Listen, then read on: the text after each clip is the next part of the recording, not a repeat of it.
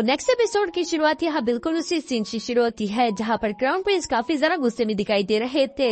वो अपने सिपाही से कहते हैं कि तुम लोग एक मामूली से सेट के लोगों को भी नहीं संभाल पाए। हमने वहाँ पर जितने भी लोग भेजे थे वो सबके सब जिंदा पकड़े गए। अगर उन लोगों ने गलती से भी कुछ ऐसा वैसा बोल दिया तो क्या होगा। जिस पर वो सोल्जर घबरा कर जवाब देते हुए कहता है कि योर मैजेस्टी आप इस बात की फिक्र ना करें, हम लोगों ने इस बारे में पहले से ही प्लानिंग करके रखी हुई थी। हम देखते हैं कि दूसरी तरफ वो सारे के सारे वॉरियर्स जो कि अरेस्ट हो चुके थे वो जानते थे कि अरेस्ट होने की सूरत में उन्हें खुद की जान लेनी होगी। उनके मुंह में एक जहर की गोली थी जिन्हें वो फौरन से चबाकर खुद की जान ले लेते हैं। जीशु एलाइंस के लोग भी ये देखकर काफी ज्यादा सरप्राइज हो गए। उन्हें कुछ भी समझ नहीं आ रहा था। ये सब जानकर क्राउन प्रिंस को अब थोड़ी सी तसल्ली हुई, इसलिए वो अपने सोल्जर से कहता है कि ठीक है, अगर वो लोग अपनी जान ले चुके हैं तो इसका मतलब हमें अब उनकी फैमिली का ख्याल रखना होगा। ध्यान रखना कि उन्हें कोई भी प्रॉब्लम ना हो। जो सुनकर वो सोल्जर फौरन वहाँ से चला जाता है। इसके बाद हम देखते हैं कि मिस ऑरेंज आगे की तरफ आकर क्राउन प्रिंस से कहती है कि क्राउन प्रिंस, मुझे लगता है कि अब आपको अंदाजा हो चुका होगा अगर हमने दोबारा इस तरह से अपनी लाइट फोर्स का इस्तेमाल करते हुए किसी भी एकेडमी की टीम पर हमला करने की कोशिश करी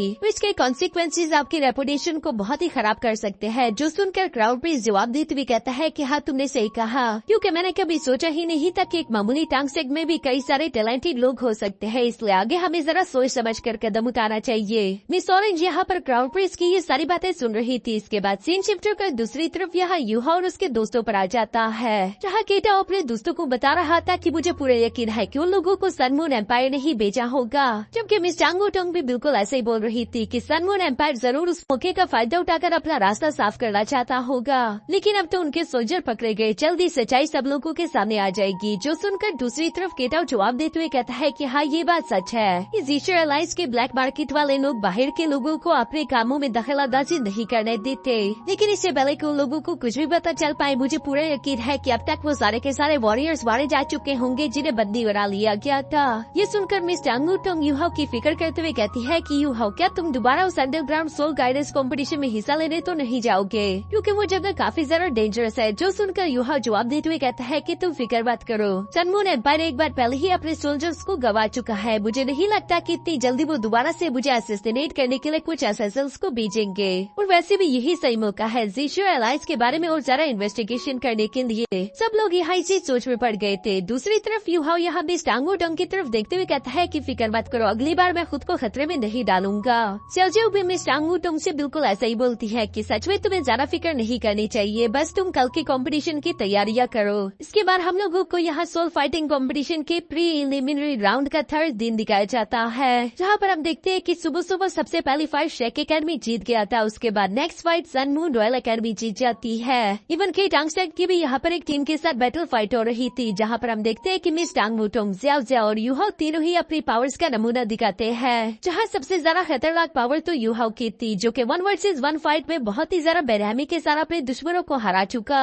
सब लोग यहाँ पर यूहाओ की ये पावर एबिलिटीज देखकर आपस में बातें करते हुए कहते हैं कि सच में ये लड़का बहुत ही ज्यादा इम्प्रेसिव है। इसी तरह बारी बारी करके वहाँ पर प्री एलिमिनरी राउंड के कई सारे मैचेस हुए, जहाँ बारी बारी करके एक एक टीम जीत रही थी। सोल फाइटिंग कंपटीशन बेसिकली 3 तरह के पार्ट्स में डिवाइड होता है, जिसके फर्स्ट पार्ट को कहते हैं प्री एलिमिनरी राउंड, सेकेंड पार्ट को कहते हैं रोबिन राउंड और थर्ड पार्ट को कहते हैं एलिमिनेशन राउंड। जहाँ फर्स्ट प्री एलिमिनरी राउंड में 3 दिन लगातार 1 वर्सेस 1 की बैटल होती है, क्योंकि शुरू में तो यहाँ पर बहुत सारी टीम्स मौजूद होती है और 1 वर्सेस 1 के बैटल की वजह से कई सारी टीम यहीं से नॉकआउट हो जाएगी। और ऐसा हुआ भी, क्योंकि पीछे सिर्फ 32 टीम्स ही बची थी जो कि रॉबिन राउंड के लिए क्वालिफाई कर पाई। जो सब देखकर ज़ियाओ खुश होते हुए कहती है कि चलो आखिरकार प्री एलिमिनरी राउंड खत्म तो हुआ। इस बार यहाँ पर बहुत ज्यादा टीम्स मौजूद थी, इसलिए प्री एलिमिनरी राउंड को खत्म होने में बहुत ज्यादा समय लगा। मैं तो बहुत ज्यादा थक चुकी हूँ। ये सब बोलते हुए अपने पास से कुछ स्वीट बीन्स निकाल कर खाने लगी। तभी अचानक वहाँ पर मिस टांग वुटोंग भी आ जाती है, जो कि ज़ियाओ को चिढ़ते हुए कह रही थी कि क्या तुम इतनी जल्दी थक चुकी हो। मुझे लगा था कि मेरी ये गोलू मोलू ज़ियाओ तो काफी ज्यादा एनर्जेटिक होगी। इसी तरह की बातें करते हुए मिस टांग वुटोंग मुझसे अभी चिढ़ ही रही थी कि तभी अचानक हम देखते हैं कि अरीना का होस्ट यहाँ पर सब लोगों के सामने अनाउंसमेंट करते हुए बोलता है कि प्री एलिमिनरी राउंड खत्म होने के बाद ऑफिशियली रोबिन राउंड को शुरू किया जाता है, जहाँ पर टोटल 32 टीम्स है और इन 32 टीम्स को 4 ग्रुप्स में डिवाइड किया जाएगा।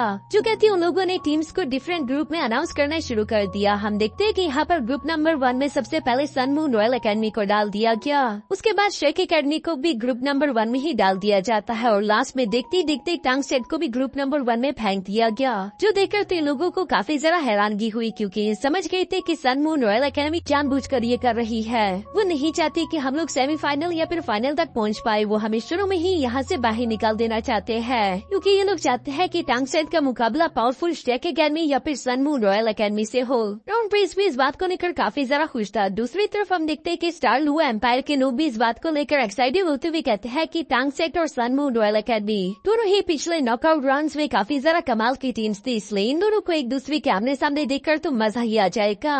ये फाइट काफी ज्यादा इंटरेस्टिंग होगी, लेकिन साथ ही साथ शायद ये टांग सेट के लिए नाइंसाफी है, क्योंकि सन मून रॉयल एकेडमी के पास तो कई सारे पावरफुल वॉरियर्स है, उनके पास तो वॉरियर्स की कोई भी कमी नहीं। जबकि दूसरी तरफ टांग सेट तो एक बहुत ही छोटा सेक्ट है, उनके पास तो वॉरियर्स बहुत ही कम तादाद में है। अगर किसी को भी इंजरीज हो गई तो वो लोग आगे नहीं बढ़ पाएंगे। जबकि कीटो भी यहाँ यही सोच रहा था कि हर ग्रुप में से सिर्फ 2 ही टीम्स यहाँ एलिमिनेशन यानी कि थर्ड पार्ट तक जा पाएगी। हम फर्स्ट ग्रुप में ही Sun Moon Empire, Shake Academy और साथ ही साथ टांग सेट है, यानी कि हम तीनों टीम्स में से किसी न किसी एक को तो हारना ही होगा। जिस पर मी जेंगनेन जवाब देते हुए कहती है कि और बुरी बात तो यह है कि सन मून एम्पायर इस कंपटीशन को होस्ट कर रहा है, यानी कि वो जरूर इस कंपटीशन को मैनिपुलेट करने की कोशिश करेंगे ताकि उनका सन मून रॉयल एकेडमी तो जरूर आगे जाए। ज़्याओ ये सुनकर गुस्सा होते हुए कहती है तो क्या ये कमीने लोग जानबूझकर शेक एकेडमी और टांग सेट को एक दूसरे के साथ फाइट करवाएंगे, जिसके मतलब कि हमें अपने ही दोस्तों को हराकर आगे की तरफ बढ़ना होगा या फिर हम अपने दोस्तों से हारे जाएंगे। यूहो यहाँ पर अपने दोस्तों की ये सारी बातें सुन रहा था और वो उनसे कहता है कि बेशक इन लोगों की ये घटिया प्लानिंग है, लेकिन चाहे कुछ भी हो जाए हम इन लोगों को इनके इवल्स प्लान में कामयाब होने नहीं देंगे। चलो अब यहाँ से चलते हैं ताकि हम लोग आपस में डिस्कशन करके कोई न कोई प्लानिंग कर सके। यहाँ इसके बाद हम लोगों को नेक्स्ट वीक कॉम्पिटिशन का सीन दिखाया जाता है, जहाँ रॉबिन राउंड की फर्स्ट मैच होने वाला था। सब लोग इस रॉबिन राउंड के लिए काफी ज्यादा एक्साइटेड थे, क्योंकि असली कॉम्पिटिशन तो यहाँ से शुरू होगा।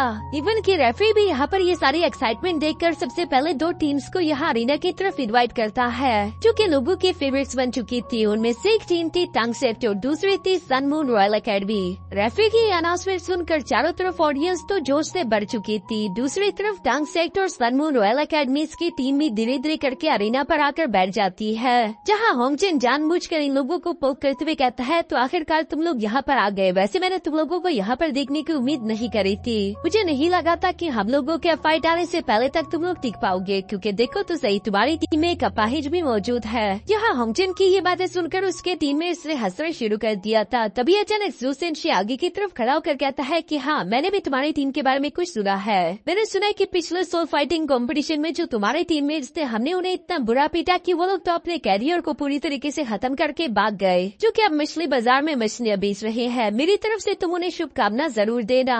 जो सुनकर तो होंगजिन को काफी जरा गुस्सा आ जाता है, लेकिन वो चाहकर भी इसको कुछ नहीं कर सकता। इसके बाद हम देखते हैं कि रेफरी के कहने पर आखिरकार यहाँ फर्स्ट मैच शुरू हो गया, जहाँ 1 वर्सेस 1 बैटल के लिए हम देखते हैं कि सबसे पहले टांग सेट ने मिस टांग वुटोंग को अरीना में भेज दिया था। दूसरी तरफ सन मून रॉयल एकेडमी से भी उनका एक वॉरियर अरीना में पहुंच जाता है, जो कि मिस टांग वुटोंग को देखकर फौरन से अपने सोल गाइडेंस वेपन एक्टिवेट करते हुए कहता है कि तुम लोगों के साथ तो हमारा पुराना हिसाब बाकी है, जो कि आज के दिन मैं चुकता करूंगा। ये कहते साथ ही उसने मिस टांग वुटोंग पर हमला करना शुरू कर दिया। दूसरी तरफ हम देखते हैं कि मिस टांग वुटोंग भी फौरन से अपने बटरफ्लाई गॉडेस विंग को एक्टिवेट करते वहाँ से उड़कर दूर जाने लगी। साथ ही साथ वो उसे जवाब देते हुए कहती है कि ये तो वक्त ही बताएगा। ये सुनकर दूसरी तरफ वो लड़का काफी जरा गुस्से में आ गया, इसलिए वो तेजी के साथ मिस टांग वुटोंग को फॉलो करने लगा। साथ ही साथ उसे जितना ज्यादा हो सके वो यहाँ मिस टांग वुटोंग पर उतनी ज्यादा गोलाबारी करने लगा। साथ ही साथ वो इवल्स की तरह हंसते हुए कहता है कि आप बताओ कि तुम्हें मेरी ये गोलाबारी कैसे लगी, जिस पर मिस टांग वुटोंग उसे कोई जवाब नहीं देती, बल्कि वो उसके हर एक हमले को डॉज करती अचानक से उसके पास आ जाती है। जहाँ इससे पहले कि मिस टांग वुटोंग उस लड़के पर हमला कर पाती, तभी अचानक उसने अपने आसपास एक प्रोटेक्टिव बैरियर शील्ड एक्टिवेट कर ली। इसलिए मिस टांग वुटोंग दोबारा से ऊपर की तरफ चली जाती है। साथ ही साथ वो यूहो की बातें याद कर रही थी। यूहो ने मिस टांग वुटोंग को बताया था इस बार सन मून एम्पायर ने यहाँ रूल्स में थोड़े बहुत चेंजेस करे।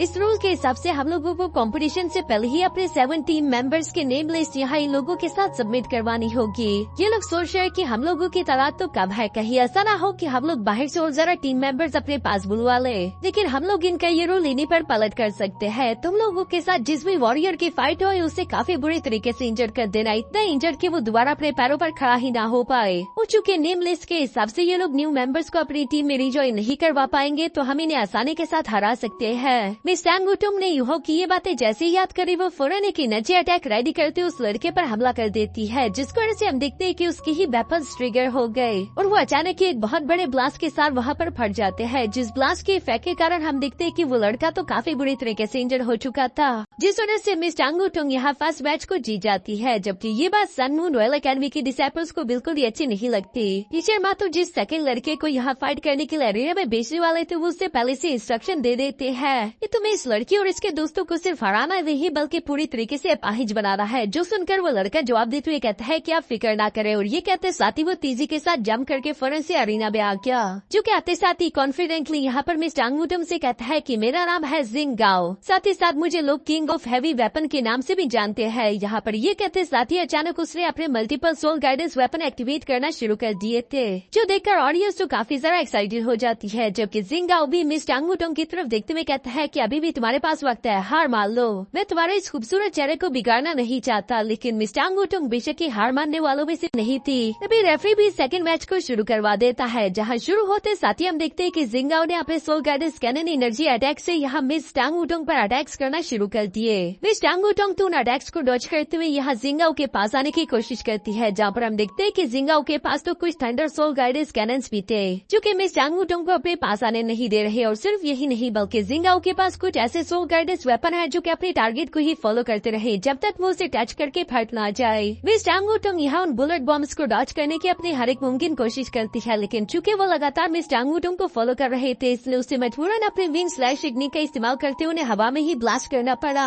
जबकि साथ ही साथ वो विंग स्लैश अटैक तेजी के साथ यहाँ जिंग गाओ की तरफ भी बढ़ रहे थे। इसलिए हम देखते हैं कि जिंग गाओ ने फौरन से इनविजिबल शील्ड टेक्निक का इस्तेमाल करते खुद को प्रोटेक्ट कर लिया। मिस टांग वुटोंग ये सब देख कर रुकती नहीं बल्कि वो बहुत ही तेजी के साथ मूव करते हुए फौरन से आकर उस इनविजिबल शील्ड को एक जोरदार किक करने की कोशिश करती है, लेकिन इस इनविजिबल शील्ड को तो कोई भी फर्क नहीं पड़ता। जबकि दूसरी तरफ जिंग गाओ ने भी एक बार फिर से गुस्से में आकर यहाँ मिस टांग वुटोंग को पीछे हटाने के लिए सोल गाइडेंस एनर्जी अटैक्स करना शुरू कर दिए, जिसे इस बार मिस टांग वुटोंग डॉज नहीं करती बल्कि वो अपने 1000 लाइटनिंग स्ट्राइक टेक्निक्स का इस्तेमाल करते हुए उसका मुकाबला करने की हिम्मत करती है, जिसकी वजह से अरीना में बहुत बड़ा ब्लास्ट हुआ। हम देखते हैं कि मिस टांग वुटोंग तेजी के साथ यहाँ जिंग गाओ की तरफ ही बढ़ रही थी, जो देखकर दूसरी तरफ जिंग गाओ भी यहाँ मिस टांग वुटोंग को निशाने पर लेते हुए एक लेवल 6 के shock wave explosion soul guidance cannon को रेडी करने शुरू हो गया, जो कि एक बहुत ही ज्यादा डेंजरस वेपन है। इसलिए केटो यूहा से सवाल करते हुए पूछता है कि क्या ये बेवकूफ है, क्योंकि ये इतनी क्लोज रेंज में आखिर shock wave explosion soul guidance cannon का इस्तेमाल कैसे कर सकता है, इससे तो उसे खुद को भी नुकसान होगा। जो सुनकर यूहा जवाब देते हुए कहता है कि नहीं, वो इस बात को पहले से जानता है, उसकी इनविजिबल शील्ड उसे प्रोटेक्ट कर लेगी। शॉक वेव कैनन का लेजर सिर्फ यहाँ मिस टांग वुटोंग के लिए खतरा है। दूसरी तरफ हम देखते हैं कि अरीना में बिल्कुल ऐसा ही हो रहा था। मिस टांग वुटोंग भी शॉक वेव टेक्निक को देखकर थोड़ा सा परेशान हो गई थी, लेकिन लास्ट मोमेंट पर वो अपने मिस्टीरियस शैडो डांस टेक्निक को एक्टिवेट कर लेती है, जिसकी वजह से वो बिजली के तेजी के साथ मूव कर पाई। और इसी वजह से हम देखते हैं कि वो आसानी के साथ इस अटैक को डॉज करती हुई तेजी के साथ जिंग गाओ के पीछे आकर उसके वेपन को भी डिस्ट्रॉय कर देती है, जिस बात का तो जिंग गाओ को एहसास तक नहीं हुआ था। वो उड़ते हुए हारकर पीछे आ गिरा क्योंकि उसने मिस टांग वुटोंग के पावर्स को कुछ ज्यादा ही अंडर एस्टिमेट कर लिया था। यहाँ इससे पहले कि टांग वुटोंग आगे बढ़कर जिंग गाओ पर अपना फाइनल अटैक चल पाती ताकि वो इसे इंजर्ड कर पाए, तभी अचानक रेफरी बीच में आ जाता है, जो कि वैसे तो नहीं होना चाहिए क्योंकि जिंग गाओ ने अभी तक अपने मुंह से नहीं कहा था कि वो हार मानता है। और जो भी हो, क्योंकि रेफरी ने यहाँ पर खुद ब खुद ही टांग सेट को इस मैच का विनर डिक्लेयर कर दिया, इसलिए ये लोग काफी ज्यादा खुश हो गए थे। इवन कि मिस टांग वुटोंग भी यहाँ पर अपनी पावर्स डीएक्टिवेट करके वापस की तरफ बढ़ने लगी, लेकिन जिंग गाओ को ये सब देखकर काफी ज्यादा गुस्सा आ रहा था। वो धीरे से रेफरी से कहता है कि मैं इस तरह से नहीं हार सकता, मेरे रास्ते से हट जाओ, जबकि रेफरी भी तो उनके साथ मिला हुआ था, इसलिए वो शांति के साथ साइड पर हट जाता है। और हम दूसरी तरफ देखते हैं कि जिंग गाओ ने इस मौके का फायदा उठाते हुए एक एनर्जी बीम से फौरन यहाँ पीछे से मिस टांग वुटोंग पर हमला बोल दिया, जो देखकर दूसरी तरफ लास्ट मोमेंट पर यूहो भी यहाँ सोशल टेक्निक का इस्तेमाल करते हुए जिंग गाओ को रोकने की कोशिश तो करता है, लेकिन मिस टांग वुटोंग के लिए तब तक काफी ज्यादा देर हो चुकी थी क्योंकि उन लेजर बीम में से एक अटैक यहाँ मिस टांग वुटोंग को हिट करके इंजर्ड करते हुए नीचे गिरा देता है, जो देखकर सब लोग आपस में बातें करते हुए कहते हैं कि ये क्या, ये तो एक फाउल है। दूसरी तरफ जिंग हाओ भी यहाँ यूहाओ के अटैक की वजह से तड़प रहा था, जबकि दूसरी तरफ टांग वुटोंग के सारे दोस्त फौरन से अरीना की तरफ भागकर आ जाते हैं। और यहाँ केटो गुस्साते हुए कहता है कि आखिर तुमने ये क्या किया, या कोई भी फाइट ऐसी लड़ी जाती है जो तुम पीठ पीछे यू अटैक कर रहे हो, जबकि साथ ही साथ जू सेंशी भी भड़कते हुए कहता है कि तुम लोगों को शर्म आनी चाहिए, तुम लोगों ने मैच के रूल्स को तोड़ दिया। लेकिन सामने की तरफ मुझे सन मून रॉयल एकेडमी के डिसाइपल्स तो फौरन से अपने दोस्त को उठाते हुए अभी भी बेशर्मी के साथ यहाँ पर खड़े थे। साथ ही साथ वो यहाँ उल्टा टांग सेट का ही मजाक उड़ाते हुए कहते हैं कि रूल्स हमने नहीं बल्कि तुम लोगों ने ब्रेक करे। चारों तरफ अरीना में ये बातें सुनकर काफी ज्यादा शोर मच चुका था। तभी अचानक रेफरी ऊंची आवाज में कहता है कि सब लोग खामोश हो जाओ, जो सुनकर हम देखते कि अचानक यूहा आगे की तरफ बढ़ते हुए यहाँ रेफरी से कहता है है कि अब तुम्हारे फैसले का वक्त आ गया, क्योंकि सन मून रॉयल एकेडमी के डिसेबल ने मैच के खत्म होने के बाद हमारे वॉरियर पर हमला करने की कोशिश की, इसलिए सन मून रॉयल एकेडमी को डिस्क्वालीफाई कर देना चाहिए। इसकी वजह से हम लोग ऑटोमेटिकली ये पूरा राउंड जीत चुके हैं। लेकिन ये कमीना रेफरी तो पहले ही सन मून रॉयल एकेडमी के साथ मिला हुआ था। उल्टा वो यहाँ पर यूहो से कहता है कि डिस्क्वालीफाई ये नहीं बल्कि तुम हो, क्योंकि तुमने मैच के बाहर से यहाँ अरीना के वॉरियर पर हमला करने की कोशिश करी। जो सुनकर ज़्याओ गुस्सा होकर आगे की तरफ आते हुए कहती है कि क्या तुम अंधे हो? जब ये मैच के खत्म होने के बाद मिस टांगुटुंग पर हमला कर रहा था तब तुमने जानबूझकर अपनी आंखें बंद करी थी, जो कि क्लियरली कोई भी देख सकता है कि तुम सन मून रॉयल एकेडमी को यहाँ पर फेवर कर रहे हो। ये सुनकर रेफरी गुस्सा होते हुए कहता है कि ज़्याओ तुम भी डिस्क्वालीफाइड हो। अब रेफरी के ये फैसले सुनकर तो वहाँ पर मौजूद चारों तरफ हल्ला मच गया था। सब लोग कह रहे थे कि ये बिल्कुल नाइंसाफी है। लगता है कि इस रेफरी का दिमाग खराब हो चुका है, ये जानबूझकर टैंक्सटैग से कोई दुश्मनी उतार रहा है। यह सब लोग इसी तरह की बातें कर रहे थे। तभी अचानक नीचे की तरफ अरीना में हम देखते हैं कि एक और आदमी वहाँ पर आते हुए तेजी के साथ रेफरी को एक जोरदार चमाटा मार के जमीन पर गिरा चुका, जिसे देखकर तो सब लोग खामोश हो गए और वो हैरान होते हुए कहते हैं कि आखिर ये आदमी कौन है। जो आदमी खुद को इंट्रोड्यूस करवाते हुए बोलता है कि मेरा नाम है ज़ैंग सान और मैं यहाँ का चीफ रेफरी हूँ। मेरे होते हुए इस तरह की नाइंसाफियां नहीं चल सकती। मैं सोल फाइटिंग कंपटीशन के रूल्स को बदनाम होने नहीं दूंगा। यहाँ ज़ैंग सान को देखकर केटो हैरान होते हुए कहते हैं कि ये तो एक डोनू मास्टर ज़ैंग सान है। मैंने सोचा नहीं था कि मास्टर ज़ैंग सान यहाँ के चीफ रेफरी होंगे।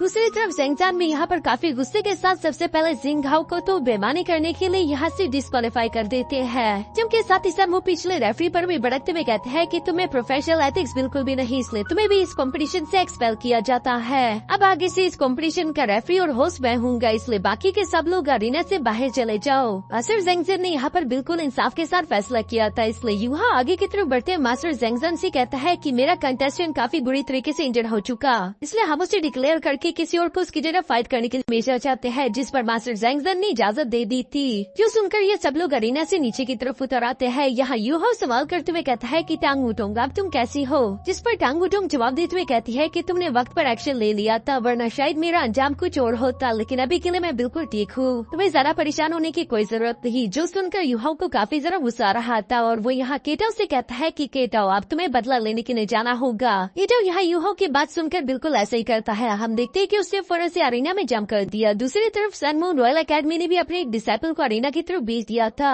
जिन दोनों वॉरियर्स को अरीना में देखकर मास्टर ज़ैंगज़न इस कंपटीशन को फौरन से शुरू करवा देते हैं। यहाँ कंपटीशन के शुरू होते साथ ही दोनों ने अपने सोल गार्डनेस वेपन का इस्तेमाल करते हुए एक दूसरे पर अटैक्स करना शुरू कर दिए थे, जिस वजह से अरीना में बहुत बड़े बड़े ब्लास्ट होने लगे, जिन इफेक्ट के कारण ये दोनों ही पीछे की तरफ दिखने जाते हैं। हम देखते हैं कि सन मून रॉयल एकेडमी के उस डिसाइपल ने अचानक multiple soul guardians cannon technique activate कर ली। दूसरी तरफ केटो भी ये देखकर होल्ड बैक नहीं करता, बल्कि वो एक लेवल 7 की कस्टम मेड पियर्सिंग कैनन बाहर निकाल लेता है, जिसे देखकर तो वो वॉरियर भी काफी जरा सरप्राइज हो चुका था। वो हैरानगी के साथ यहाँ केटो से कहता है कि क्या तुम एक लेवल 7 की पियर्सिंग कैनन का इस्तेमाल कर सकते हो? मुझे नहीं लगता, ये इम्पॉसिबल है, क्योंकि इस कैनन को बहुत ज्यादा एनर्जी की रिक्वायर्ड होती है। जो सुनकर दूसरी तरफ केटो जवाब देते हुए कहता है कि तुम उसकी फिक्र मत करो, बल्कि ये फिक्र करो कि इस लेवल 7 के पियर्सिंग कैनन का अटैक रोकने के लिए क्या तुम्हारे पास इनविंसिबल शील्ड है, क्योंकि अगर तुम्हारे पास होगी भी तब भी उसका कोई फायदा नहीं होने वाला। हम देखते हैं कि वो वॉरियर ये सुनकर सबसे पहले अपने मल्टीपल सोल गाइडेंस कैनन का इस्तेमाल करते हुए फौरन यहाँ केटो पर हमला करने की कोशिश करता है। दूसरी तरफ केटो ने भी उसका काउंटर करने के लिए लेवल 7 के पियर्सिंग कैनन से हमला बोल दिया था,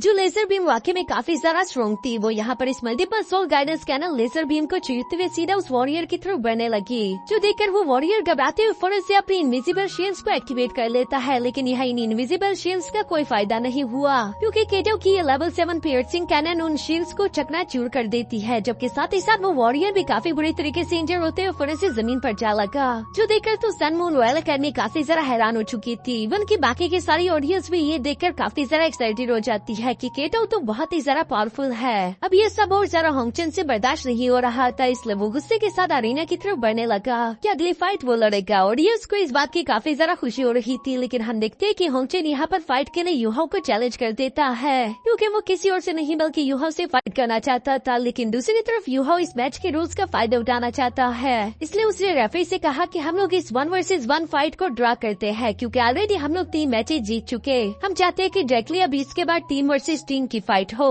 जो सारी बातें सुनकर तो होंगचन को काफी जरा गुस्सा आ रहा था। ऊपर की तरफ यूहो के टीचर भी समझ आती है कि यूहो क्या चाल चल रहा है, क्योंकि सन मून रॉयल एकेडमी के 3 डिसाइपल्स ऑलरेडी काफी बुरी तरीके से इंजर्ड हो चुके हैं और रूल्स के हिसाब से वो लोग न्यू मेंबर्स को भी अपनी टीम में ज्वाइन नहीं करवा सकते। तो इसका मतलब कि उन लोगों को ये कंपटीशन हारना ही होगा और यहाँ पर बिल्कुल ऐसा ही हुआ।